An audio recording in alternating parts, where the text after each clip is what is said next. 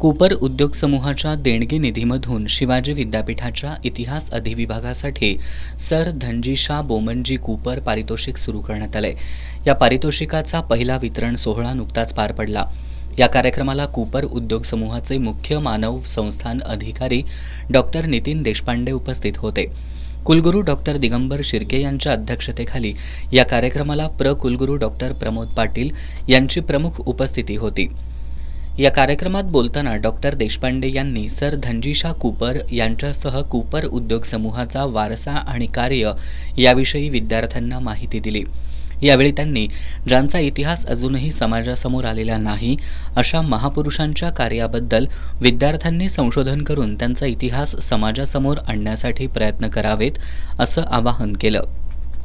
कुलगुरू डॉक्टर शिर्के यांनी sir धनजीशा Cooper यांचं राजर्षी शाहू महाराज यांच्यापासून ते कर्मवीर भाऊराव पाटील, डॉक्टर बाबासाहेब आंबेडकर यांच्याशी दृढ संबंध होते।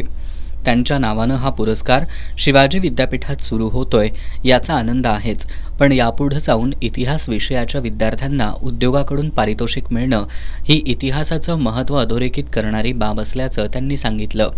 यावेळी इतिहास अधिविभागात सन 2023-24 मध्ये विद्यार्थ्यांमध्ये सर्वाधिक गुण प्राप्त केलेल्या सूरज राजेंद्र गवळी आणि विद्यार्थिनींमध्ये सर्वाधिक गुण प्राप्त केलेल्या किरण विजय मुसळे यांना मान्यवरांच्या हस्ते पारितोषिकं प्रदान करण्यात आली। यावेळी इतिहास अधिविभाग प्रमुख डॉक्टर अवनीश पाटील, डॉक्टर दत्ता मचाले, वर्षा पांढरे, इतिहास अधिविभागातील शिक्षक, संशोधक, विद्यार्थी उपस्थित होते।